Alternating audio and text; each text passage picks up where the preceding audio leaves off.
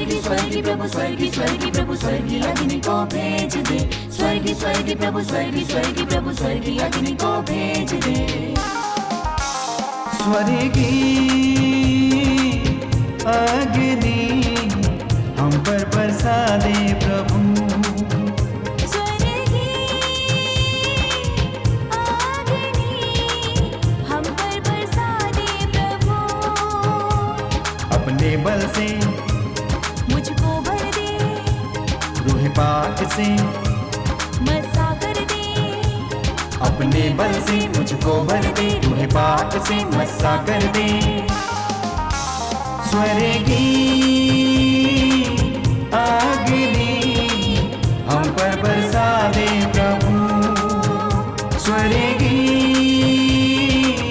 अग्नि हम पर बरसा दे प्रभु। हम पर बरसा दे प्रभु। हम पर बरसा दे प्रभु।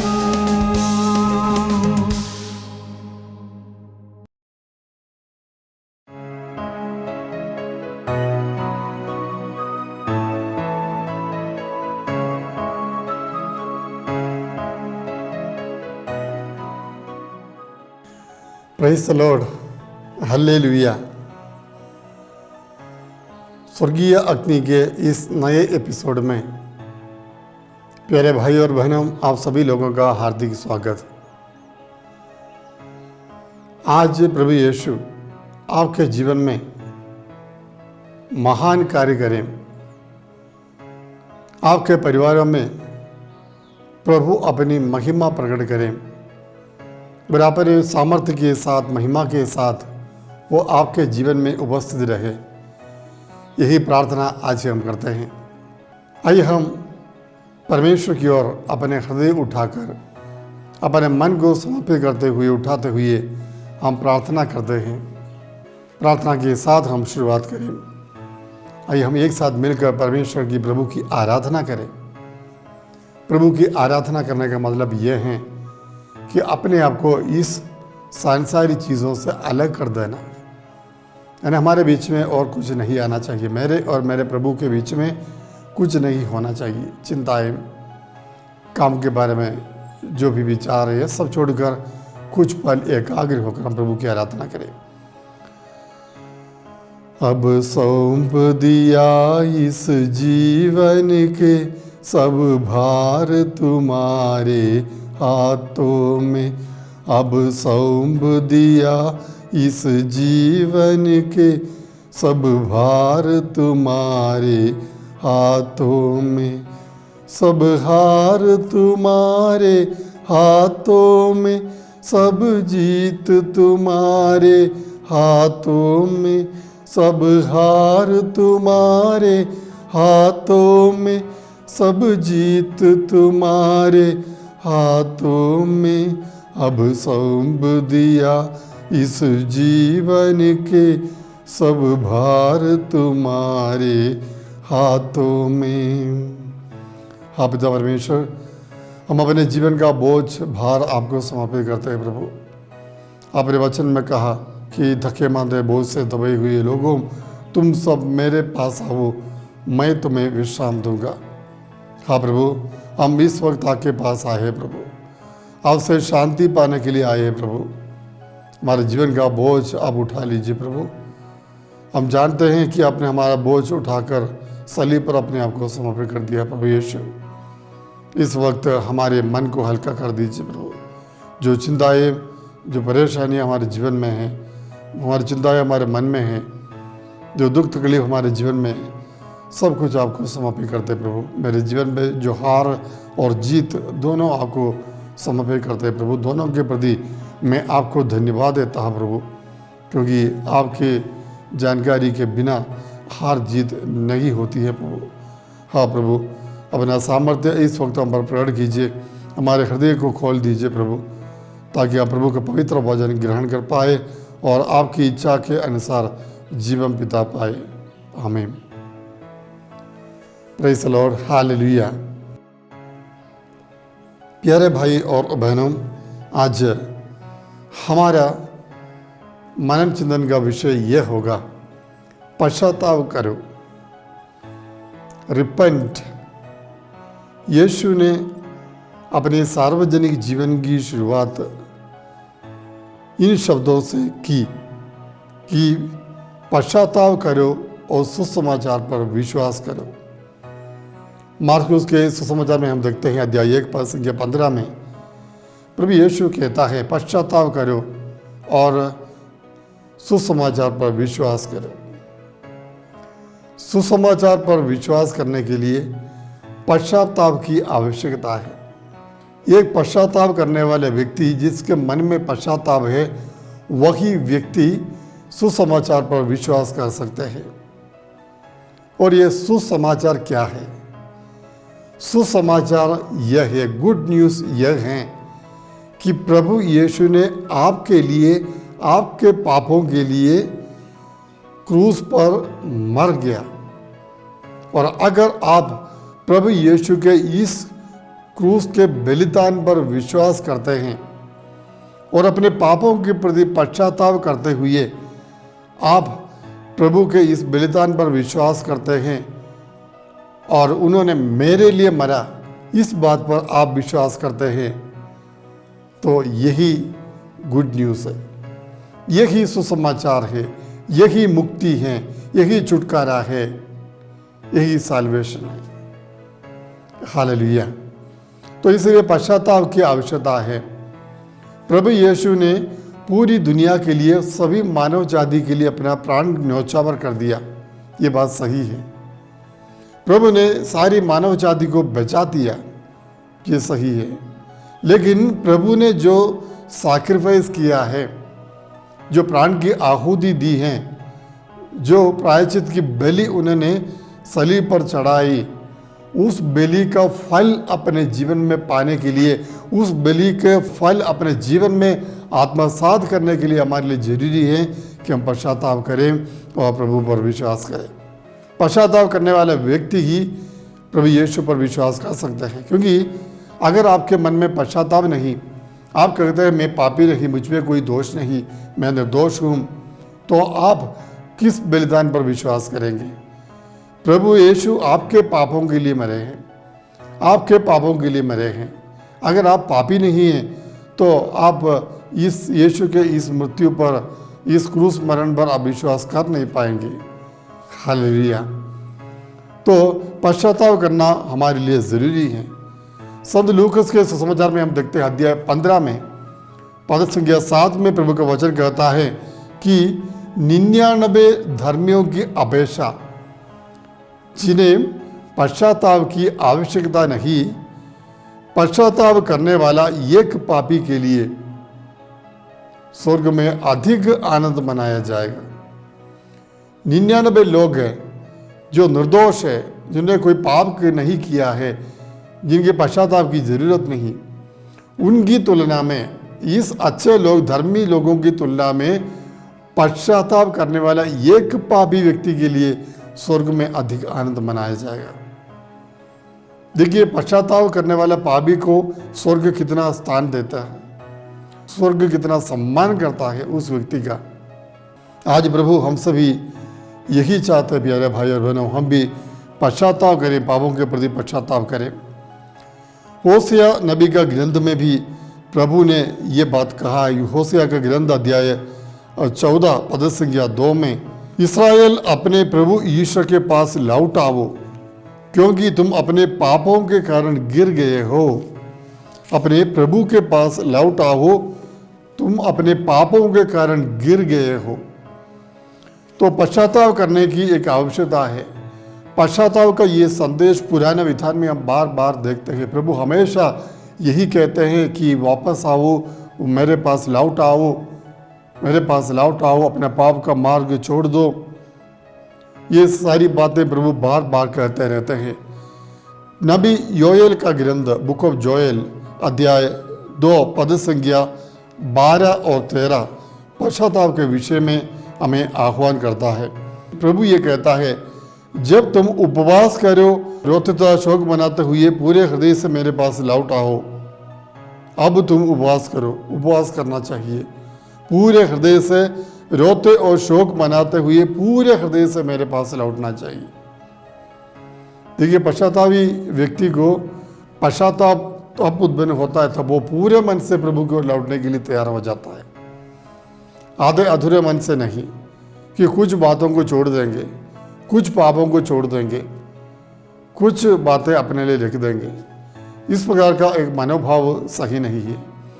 ये 50-50 का कॉम्प्रोमाइज़ ये प्रभु को पसंद नहीं। पूरे हृदय से प्रभु की ओर लौटने के लिए प्रभु ने कहा है। तो शोक मनाते हुए और रोते हुए, देखिए कितने रोते हुए, एक व्यक्ति को अपने पाप के बारे में, अपनी गलतियों के बारे में एहसास हो जाता है, तभी व्यक्ति रो सकता है, और नहीं तो वो व्यक्ति रो नहीं सकता है। आप लोगों ने देखा है, कई लोग पाप स्वीकार संस्कार कन्फेशन स्वीकार करते हैं रोते हुए। पापों को कबूल करते समय उनके आंखों से अचानक आंसू निकल पड़ते हैं। ये पश्चाताप का आंसू हैं। तो प्रभु बच कहते हैं, रोते और शोक मनाते हुए पूरे हृदय से मेरे पास लौट आओ, अपने वस्त्र फाड़ कर नहीं बल्कि हृदय से पश्चाताप करो और अपने प्रभु ईश्वर के पास लौट आओ, क्योंकि वो करुणामय, दयालु, अत्यंत सहनशील और दया सागर है, और वह सहज ही द्रवित हो जाता है। वो करुणालु है, दया सागर है, करुणामय, दयालु, अत्यंत सहनशील है, वो सहज ही द्रवित हो जाता है। तो पूरे हृदय से अपने वस्त्र फाड़ कर नहीं, अपने हृदय से पश्चाताप करने के लिए कहा है। वस्त्र फाड़ना एक बार हम दिखाते हैं कि मैं पश्चाताप करता हूँ। पुराने विधान में हम देखते लोग कपड़े निकाल कर राख में बैठना, ये इस प्रकार पश्चाताप करते हैं, अपने दुख व्यक्त करते हैं। लेकिन यहाँ पर प्रभु कहते हैं वस्त्र फाड़ कर नहीं बल्कि हृदय से पश्चाताप करना। पश्चाताप एक व्यक्ति के हृदय से उत्पन्न होना चाहिए। बाहर हम पश्चाताप दिखा सकते हैं, हम लोगों के सामने हाथ जोड़कर घुटने के बल पर खड़े होकर प्रभु में पापी कह सकते हैं, लेकिन मन में पश्चाताप है कि नहीं ये प्रभु ही जानता है। हमारी जो प्रार्थनाएं या हमारी जो पाप स्वीकार की जो संस्कार है, वो संस्कार बार बार ग्रहण करने के बाद भी अगर हमें पापों से छुटकारा नहीं मिलता, बुरी आदतों से छुटकारा नहीं मिलती है, तो फिर हमें ये समझना चाहिए कि मैंने हृदय से पश्चाताप नहीं किया है, मैंने हृदय से पश्चाताप नहीं किया है। तो प्रभु कहते हैं हम हृदय से हमें पश्चाताप करना चाहिए। संत लूकस के सुसमाचार में 3 दृष्टांत प्रभु यीशु हमारे सामने रखते हैं। एक जो नष्ट हुई भेड़, और दूसरी खोया हुआ सिक्का, और तीसरी बात है खोया हुआ लड़का। पहला भड़की हुई भेड़ का दृष्टांत। वो दृष्टांत इस प्रकार है, प्रभु कहते हैं कि एक चरवाहे के पास कितनी 99 भेड़ें थे, उनमें से एक निर्जन प्रदेश में भटक गई, एक निर्जन प्रदेश में भटक गई।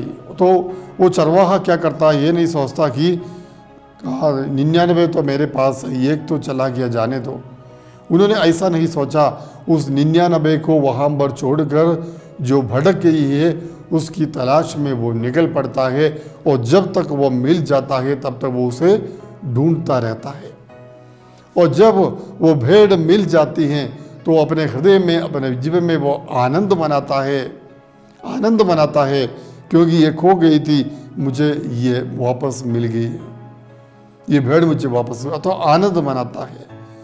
इसी प्रकार दूसरे जो प्रभु ने जो दृष्टांत बताया वो यह है खोया हुआ सिक्का का दृष्टांत। खोया हुआ सिक्का, ये स्त्री के पास 10 सिक्के हो और उसमें भी एक भी खो जाए तो बत्ती जलाकर हर बुखार कर सावधानी से तब तक न खोजती रहे जब तक वह उसे नहीं पाए, और पाने पर वो अपनी सखियों और पड़ोसिनों को बुलाकर कहती है मेरे साथ आनंद मनाओ, क्योंकि मैंने जो सिक्का खोया था उसे पा लिया है। देखिए, एक बकरी जो खो गई थी, एक भेड़ खो गई थी, वो वापस मिलने पर कितना आनंद उस व्यक्ति को होता है। एक सिक्का नष्ट हो गया था, वो वापस मिलने पर वो अपने पड़ोसियों के साथ आनंद मनाती है। तो इसका मतलब क्या है, इतना महत्व उस चीज़ को वे लोग देते हैं।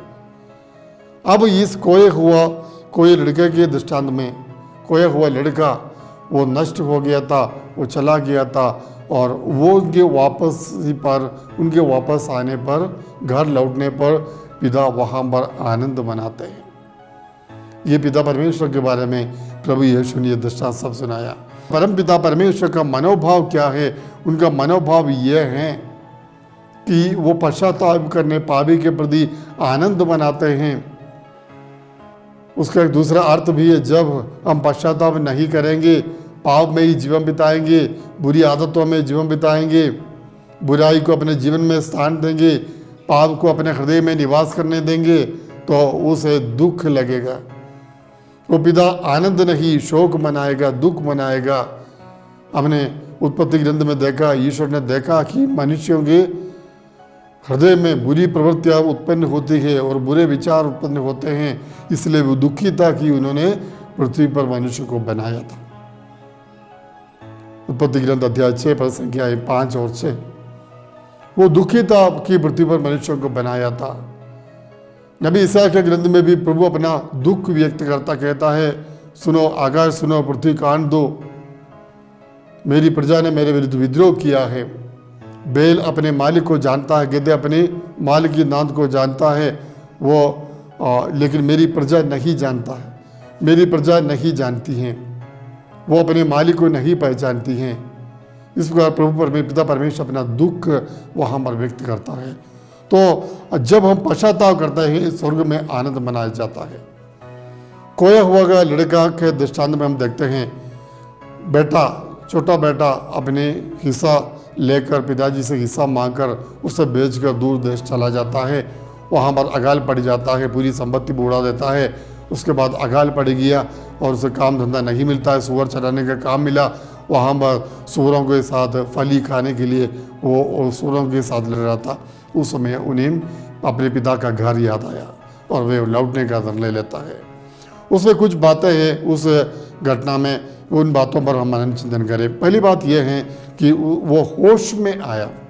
लूकास के सुसमाचार अध्याय 15 पद संख्या 17, अगर आपके पास बाइबल है आप देख सकते हैं, 17वां वचन, वो होश में आया। होश में आने का मतलब क्या है? अपने पिता के घर के बारे में, पिता के साथ रहने से जो आशीषें मिलती हैं, पिता के साथ रहने के बाद जो कृपाएं मिलती है, उसके विषय में वो होश में आया। पाप करने वाला व्यक्ति अपने होश में नहीं है, क्योंकि वो दुष्ट आत्मा से संचालित होता था। पवित्र आत्मा से संचालित होने की बजाय वो दुष्ट आत्मा से संचालित होता है, तो इसलिए बेहोश हो जाता है। प्रकार के होश में नहीं है, इसलिए उन्हें पता नहीं वो क्या कर रहा है, उन्हें पता नहीं वो क्या बोल रहा है, उन्हें पता नहीं कि उनके जीवन को परमेश्वर देख रहा है, उन्हें पता नहीं कि परमेश्वर उनकी रास्ता देख रहा है। ये सारी बातें उन्हें पता नहीं चलता, वो होश में नहीं है। लेकिन ये खोया हुआ लड़का जब संघर्ष कर रहा था, भूखमरी से मर रहा था और साथ ही साथ अकाल के कारण तंग में था, उस समय उन्हें प्रभुता के घर की याद आ गई। हालेलुया।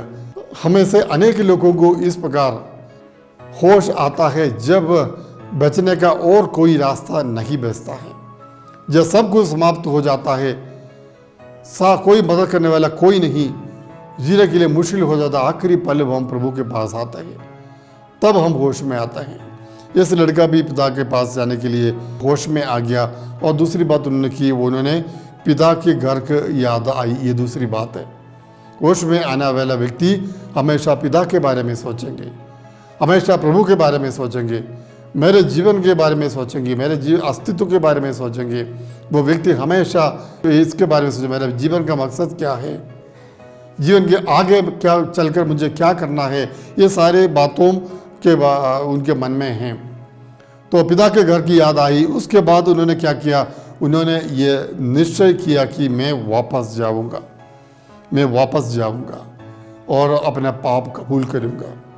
उन्होंने ये दृढ़ संकल्प निर्णय लिया। एक डिसीजन लेना बहुत जरूरी है प्यारे भाई और बहनों। बहुत सारे लोग प्रभु की तरफ डिसीजन ले नहीं पाते हैं। हमारे सामने जीवन और मृत्यु दोनों रखे गए हैं, प्रकाश और अंधकार दोनों हमारे सामने हैं और हम चुनने के लिए आज़ाद हैं। हम किसको चुनते हैं, इस पर आधार है हमारे जीवन। अगर आप जीवन को चुने तो प्रभु के मार्ग पर चलेंगे। अगर आप मृत्यु को चुनते हैं, प्रभु के मार्ग पर से अलग हटकर अपने लिए दूसरा मार्ग ढूंढेंगे। तो इसलिए हमें भी एक डिसीजन लेना बहुत ज़रूरी है कि मैं प्रभु के पास लौटूंगा, मैं पिता के पास लौटूंगा। इस लड़का ने यह निर्णय लिया। बारूक के ग्रंथ में अध्याय 4 में 28वें वचन में बताया है, जिस तरह हम प्रभु से दूर चले गए उस प्रकार हमें प्रभु की ओर लौटना चाहिए। जितनी रुचि के साथ हम प्रभु से दूर चले गए उतने उससे ज़्यादा रुचि लेकर हमें प्रभु के पास लौटना चाहिए। हालेलुया। उसके बाद उन्होंने क्या किया, वो वहाँ से उठा। उठने का मतलब क्या है प्यारे भाई बहनों? उठने का मतलब ये है कि जिस पाप के परिस्थिति में वो था वहाँ से वो उठना, वहाँ से वो उठता है, पाप की परिस्थिति से वो उठता है। और उठने के बाद उन्होंने क्या किया, वो चला गया। डिसीजन लेना क्या काफ़ी नहीं, सोचना काफ़ी नहीं, निर्णय लेना काफ़ी नहीं, उसे अपने जीवन में लागू भी करना चाहिए। मैं जाऊँगा ये काफ़ी नहीं। यीशु ने 2 पुत्रों का दृष्टांत कहानी सुनाई। एक लड़का से कहा, पिता ने कहा जाओ बेटा काम करो खेत में। उन्होंने कहा हाँ पिताजी मैं जाऊँगा, लेकिन वो गया नहीं। दूसरे से उन्होंने कहा बेटा जाओ काम करो, तो उन्होंने मना किया, अभी मेरे पास टाइम नहीं। लेकिन बाद में उससे पश्चाताप हुआ और वो चला गया काम करने के लिए। तो इसमें दूसरा बेटा जिन्होंने मना किया था लेकिन वो चला गया, पिता की इच्छा के अनुसार काम किया, वही श्रेष्ठ है। हाँ कहने वाला नहीं। इसलिए प्रभु ने कहा जो लोग मुझे प्रभु प्रभु कहकर पुकारते हैं वे सब के सब स्वर्ग राज्य में प्रवेश नहीं करेंगे।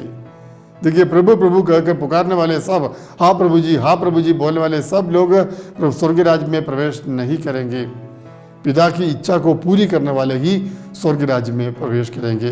तो वह वहाँ से चला गया और पिता के पास पहुँचने के बाद उन्होंने अपने पाप को कबूल किया कि पिताजी मैंने स्वर्ग के विरुद्ध और आपके विरुद्ध पाप किया है, मुझे क्षमा कीजिए।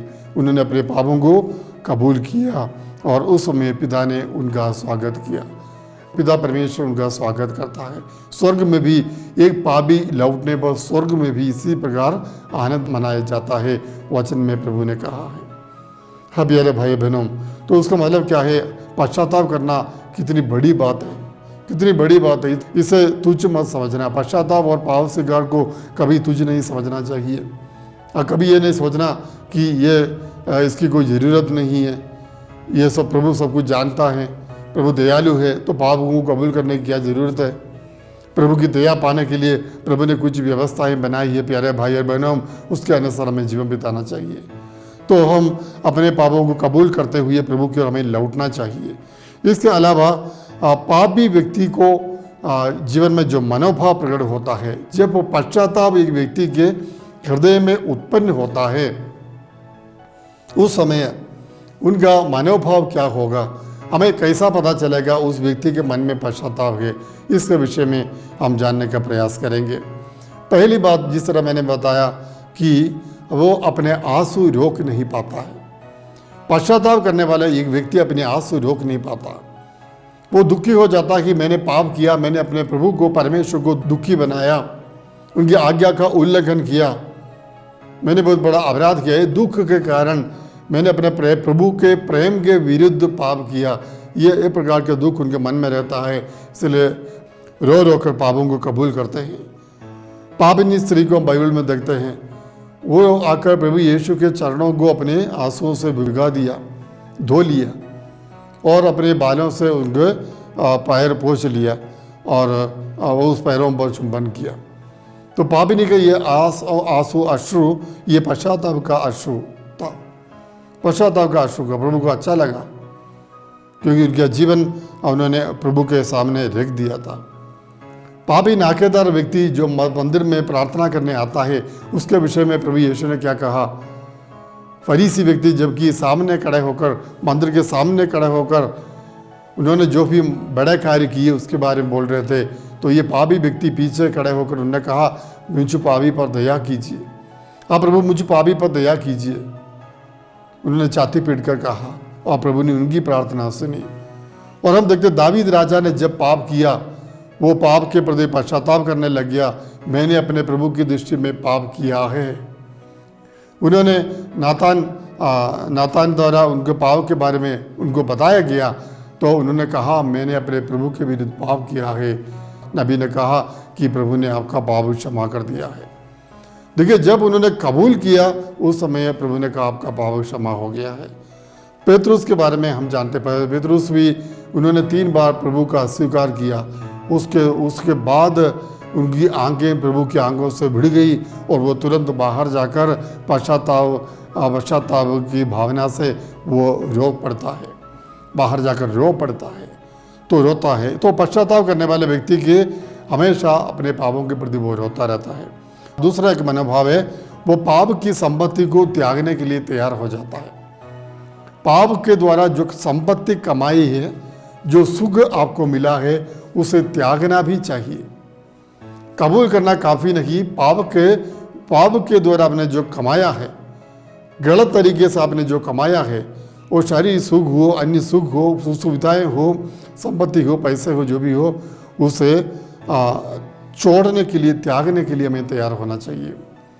जक्कैयुस के दृष्टांत हम जानते हैं। जक्कैयुस ने क्या किया, जब प्रभु यीशु उनका घर आया तो उनका मन में पश्चाताप उत्पन्न हुआ। उन्होंने कहा मैं अपने आधी संपत्ति में गरीबों को दे देता हूँ, और जिनके साथ मैंने बेईमानी की है उसे मैं 4 गुना लौटा देता हूँ, 4 गुना लौटा देता हूँ।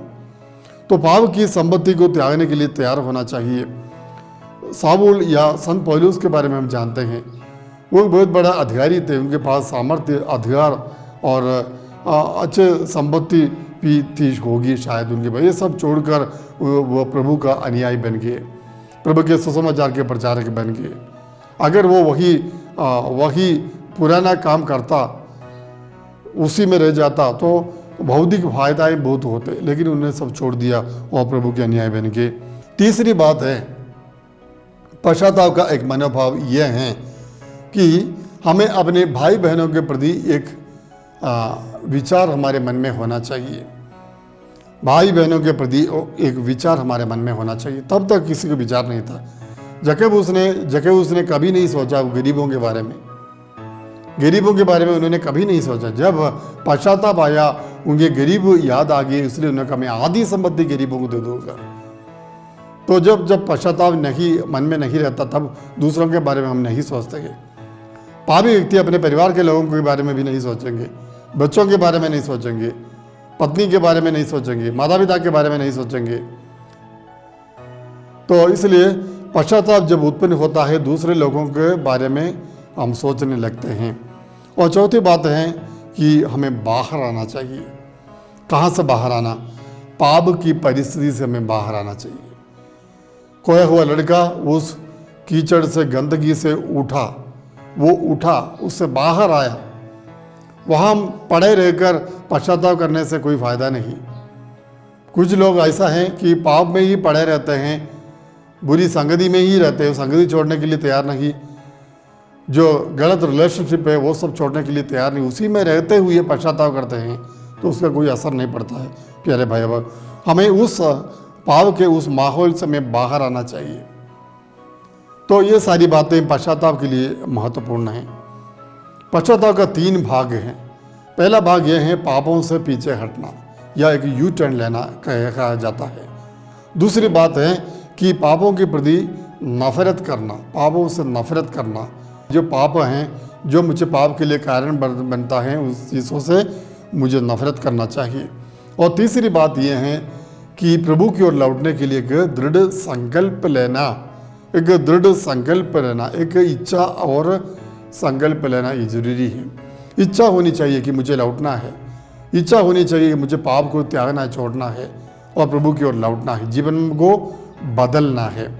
मन फिराव की इच्छा, जीवन को बदलने की इच्छा, मुझे एक नए जीवन की शुरुआत करनी है, इस प्रकार की इच्छा। ये 3 बातें पश्चाताप में आती हैं।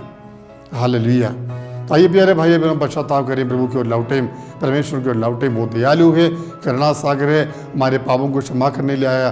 प्रभु ने कहा कि मैं पापियों को ढूंढने के लिए आया हूँ, पापियों को ढूंढने के लिए आया हूँ, बचाने के लिए आया हूँ। प्रभु हमारी खोज में प्रभु आए हैं। तो आइए पश्चाताप करते हैं, आइए प्रार्थना करें। पिता परमेश्वर, हम अपने पापों के प्रति पश्चाताप करते हैं। प्रभु हाँ प्रभु, आज वचन के द्वारा आपने हमें समझाया कि पश्चाताप करने वाले पापी के प्रति स्वर्ग में कितना आनंद मनाया जाता है। हाँ पिता परमेश्वर, हम भी आपके पास लौटना चाहते हैं प्रभु। मन वचन कर्म से उपेक्षा के द्वारा जान अनजाने में हम बहुत सारे पाप कर बैठते हैं प्रभु। हम अपने पापों के प्रति पश्चाताप करना चाहते हैं, नए जीवन की शुरुआत करना चाहते हैं प्रभु। हमें कृपा प्रदान कीजिए। हाँ पिता परमेश्वर, इस वक्त में ये तमाम लोगों के लिए प्रार्थना करता हूँ जिनके मन में पश्चाताप बिल्कुल नहीं है, वे अभी भी पाप में जीवन बिताते हैं। कठिन हृदय आपके सामने रख देते हैं प्रभु। उन कठिन हृदयों को आप रिक्त मांस का हृदय बनाइए प्रभु। इन कठिन हृदयों को पिघला कर हाँ प्रभु पश्चाताप का अभिषेक उन्हें प्रदान कीजिए प्रभु। जो लोग इस प्रोग्राम को सुनते हैं, देखते हैं और जिनके लिए वे लोग प्रार्थना करते हैं, उन सभी लोगों को मैं आपको चरणों में लाकर प्रभु, उनके जीवन में जो दुष्टात्मा का बंधन है, पाप का बंधन है, बुराई का बंधन है, बुरी आदतों का जो बंधन है, बुरी संगति का जो बंधन है, गलत रिश्तों का जो बंधन है, वो सारे बंधन प्रभु यीशु मसीह के नाम पर इसी वक्त टूट जाए। मैं प्रार्थना करता हूँ कलीसिया के नाम पर और पुरोहिता के अधिकार से प्रभु यीशु के पावन नाम पर मैं आदेश देता हूँ कि व्यक्तियों को नष्ट करने वाला, व्यक्तियों की आत्माओं को नुकसान पहुँचाने वाला, परिवारों को नष्ट करने वाले सारे अंधकार की ताकतें इसी वक्त यीशु के नाम पर निकल जाए। Hallelujah, hallelujah, hallelujah. सर्वशक्तिमान ईश्वर पिता और पुत्र और पवित्र आत्मा आप सभी लोगों को आशीर्वाद प्रदान करें। आमीन।